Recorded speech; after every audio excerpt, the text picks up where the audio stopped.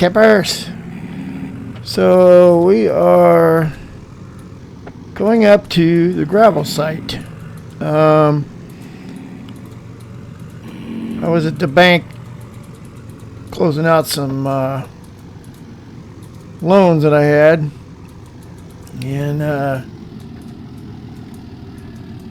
the banker asked me if I would be interested in owning a gravel pit. The holding company that owned it, the contractors that they'd hired to run it just kind of quit. So, after negotiating some prices with the holding company, I settled on a price. So I got the gravel pit, and a shed, and a Volvo front loader. We'll go down here and look.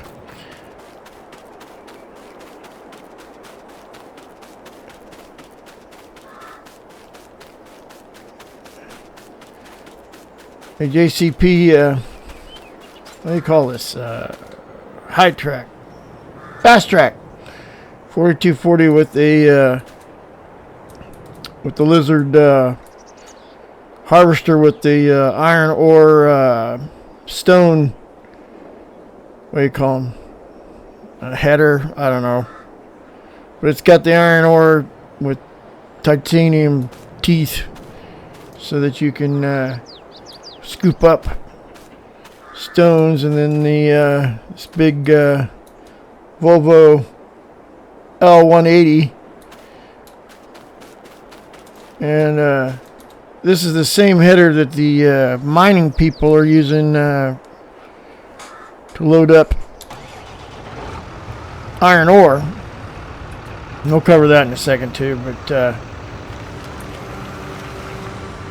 this thing is pretty cool.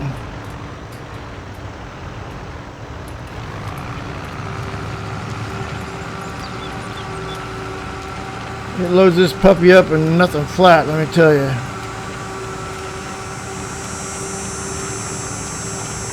So we hauled 4 loads yesterday, and that was what I had to go to the bank for. I had to pay off the loan to actually buy this place. So yeah, we got a contract to deliver stone to the materials wholesaler. And this auto save. And one of my drivers is coming in here in a little bit and gonna go deliver another load to him. But yeah, we got a $300,000 contract to deliver stone to him. And so we finished that up yesterday, and the money we made from that, plus money I had in the bank, paid off the loan. I mean, this thing shoots stone like nobody's business. Alright, so we're full. Pull this up here out of the way. And Mikey will be here sometime next hour or two to deliver that load of stone at market price. They had a big concrete contract, and they needed stone to send to the concrete plant. This is a pretty cool shed here.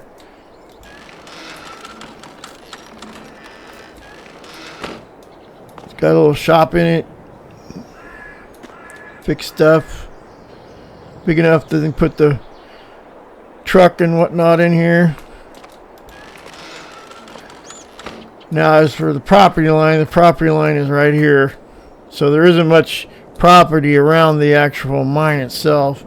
We got about 60,000 bucks off of the trees that we logged out here. The trees that I had logged out. I didn't do it myself. I had some I trained some kids from the FFA BOAG program. Why is this not shutting? There we go. how to use my Komatsu logger. So they came up here, a couple of them with logger and big truck, and hauled them off. So it is a long drive. Let me show you actually where this thing is at. It's way out in the middle of nowhere.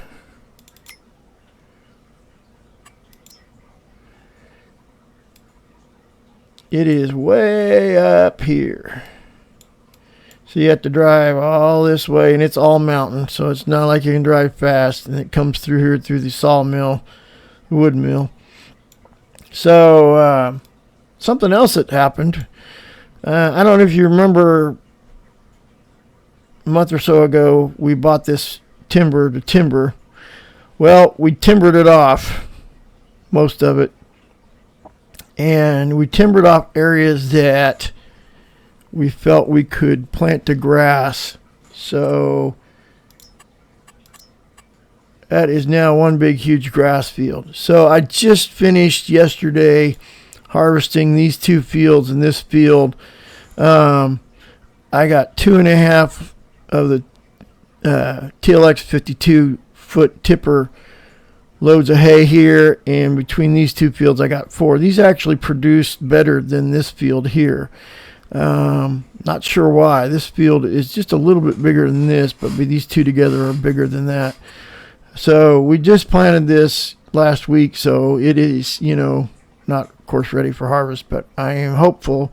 We'll go when we get back to the house. We'll jump in the helicopter and we'll fly over it so you can see it from above, because it is pretty impressive. We made about $600,000 off the trees off of this. It took us almost a week and a half to log this. So yeah, it was a huge operation. I leased two more logging machines. I had them trucked in, and I hired some local guys to truck.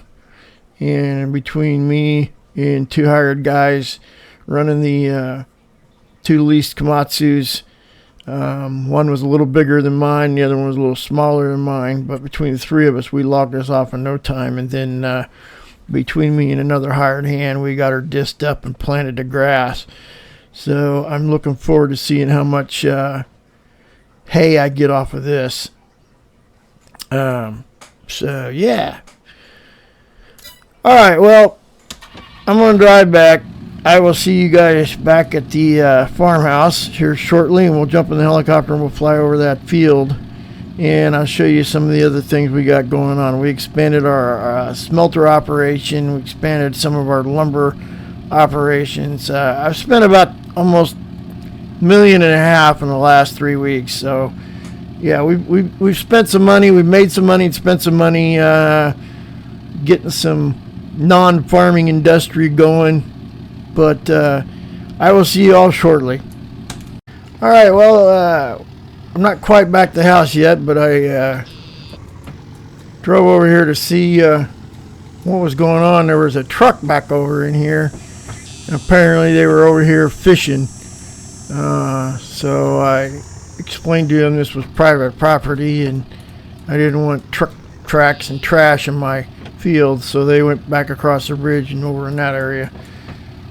So, make sure nobody's coming. We're going to take a shortcut.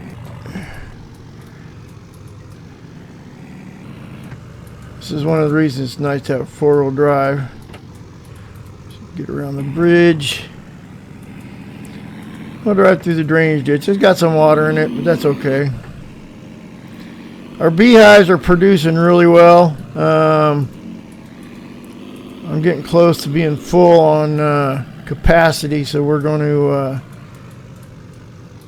probably in the next week or so probably empty our beehives.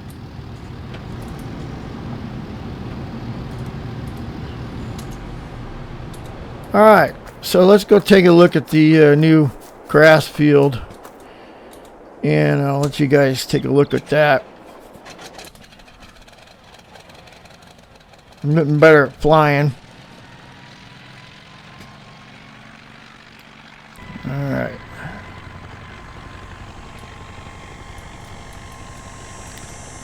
Switch to the overhead camera.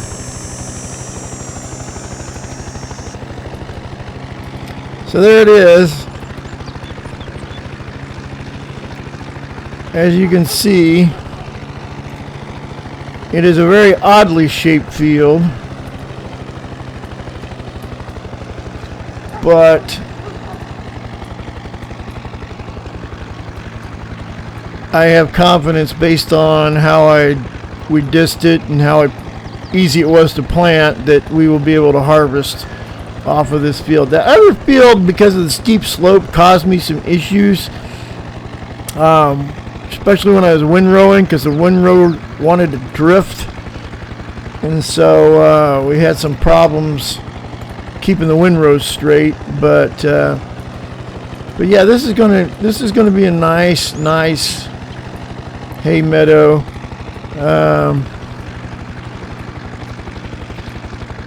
If I get up enough money, I wouldn't mind buying this property over here, because the terrain is very similar to this, so I can, especially this hilltop over here is very, very shallow, so we'll be able to plant, and that's down in there pretty fast, so we can plant this whole thing to grass. I plan on leaving the trees here that they're there just for natural habitat. The area is too steep. I probably could have got a little more off this hilltop right here, but I decided to leave some wildlife habitat. But yeah, that's our new grass field. Pretty decent size. I'm excited about getting on it. We're getting pretty close to well, we're in the second week of August, so we've got a couple months yet before our corn and whatnot is ready to harvest. So some new updates.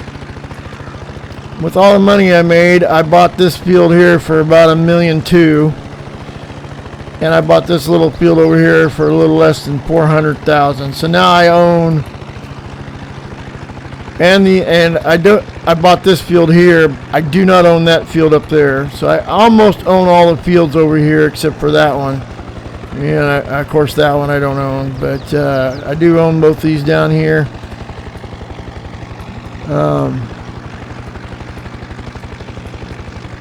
So yeah, that was about a $2.5 million purchase. Like I said, we made a lot of money, and we spent a lot of money. So the other thing we did, we were producing iron ore faster than we can smelt it. I didn't have room for another smelter up there, so we purchased this lot and put in another smelter. I got a coal contract, so it's actually for charcoal. So we put in a charcoal plant down here to the lower left, and then I've got we had so much lumber that we didn't sell. I put in found a couple guys that wanted some part-time jobs, and they're making banisters and furniture in that one. And then crap, I forgot what that other one is.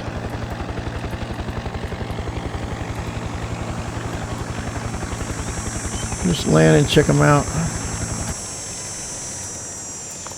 So yeah, this is a Charbonneir local. It's kind of a franchise thing, but I pay a royalty fee to them for the name. But we make charcoal out of there, and the truck comes every once in a while and picks it up and takes it. A lathe shop. This is the other furniture shop. Yeah, that's what this was. I see one of the guys' trucks here. I don't know. Let's see if there's anybody. I can see if we can see him in here. It's only one guy running the smelter because it's pretty automated.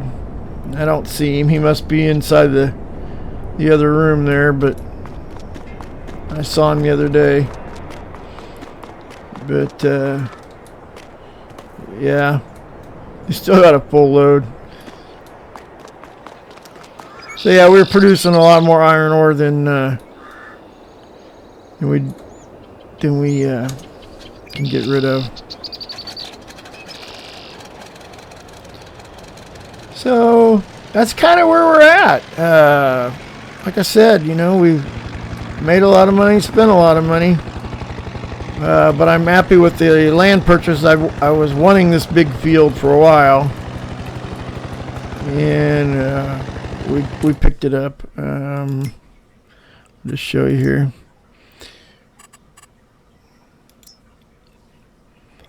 So right now it's in sugar beets. So I got to go show you that too. I got rid of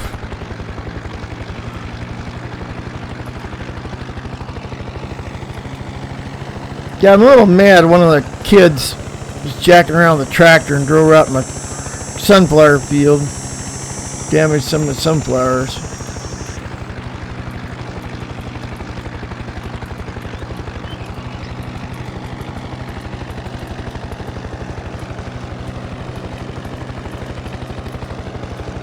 See if I can land this thing without hitting a tree. Whoa! Woo! I clipped the branches on that bad boy.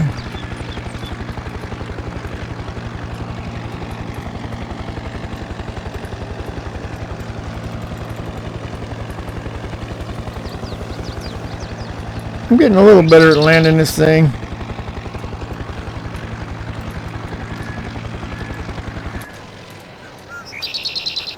Yeah, so let's go check out some new toys. So, if you remember from Elk Mountain, we had the forage harvester that we got from the county that was in pretty bad shape, and we spent, I think we spent 15, 20 grand fixing it up. I mean, we got it for like 50,000. Put 20 in it. Well, we discovered when we were doing maintenance, getting ready for corn harvest, it had a cracked engine block. And so the guy down at Clever Motors, the mechanic down there, looked at it, and he said it'd take another 25, 30 grand to put a new engine in it. Well, I didn't want to spend money on putting a new one in, but they offered to give me a decent price for it. So, and since I had the money, I went ahead and sold that to them as a down payment on this Lizard Colossus 6000 with a very nice forage header. This has got a what is it, 1850 horsepower engine in it, and can harvest up to 24 miles per hour. So it is a very nice forage harvester. I'm looking forward to doing some corn with it. So the other thing we did, I traded off the Grimmy for this Homer Pterodos T4 40. There's some customization for it. It's got a big engine in it as well, and a really nice big tank. The only thing I don't like about it is, while the other one was a multi-crop header and was good on other ones, I had to get separate headers. It came with two. I bought a third. So it came with sugarcane header and the carrot header. I don't do sugarcane, but I do sugar beets and carrots. So I guess maybe I might try some sugarcane. I don't know. There's a small market for it here, but not a huge one as of yet. So yeah, those are my new toys. Yeah, we're looking forward to it. And I think this place is haunted because every day I come in here, my trucks are a little bit different. Like today, this one is partially forward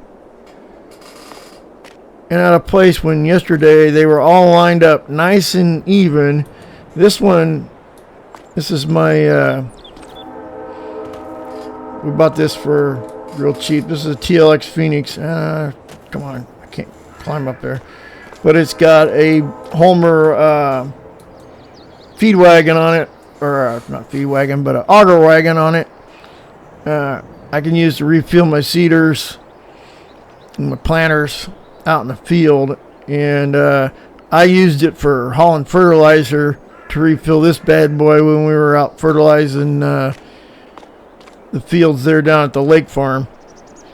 But yeah, I don't know what the heck's going on. These things just keep randomly moving different directions, and I don't know if my hired hands are monkeying with me or this place is haunted and has ghosts, but these 3 trucks keep randomly moving positions. It is just really strange.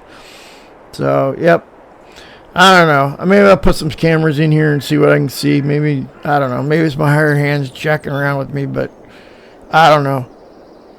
We don't see them on here. It's just like, I mean, the doors can be closed. I open the doors, and the trucks are a little bit different. Now, they haven't moved like this one moved over here and that one moved over here, but they, like yesterday, they were all pointed this direction. Today, they're all pointed this direction, and this one's moved forward, pointing kind of the other way. I don't know. Maybe some security cameras will check it out. I don't know. It's a pretty low crime area, but somebody's definitely jacking with me. I want to figure it out, but hell, it could be my wife. She could be out here messing with me too. All right, well, campers, that's the update for now. We'll see you soon. We should be getting close to harvest here. It's August, probably September, October. So a couple months, but in the meantime, we're going to keep hauling stone, and I got a couple areas I'm looking at to maybe do some more lumber. I might expand the greenhouses, add a couple more greenhouses in a couple weeks while we're just kind of waiting for harvest to start. But other than that, it's just taking care of the dairy cows, and they're doing really well.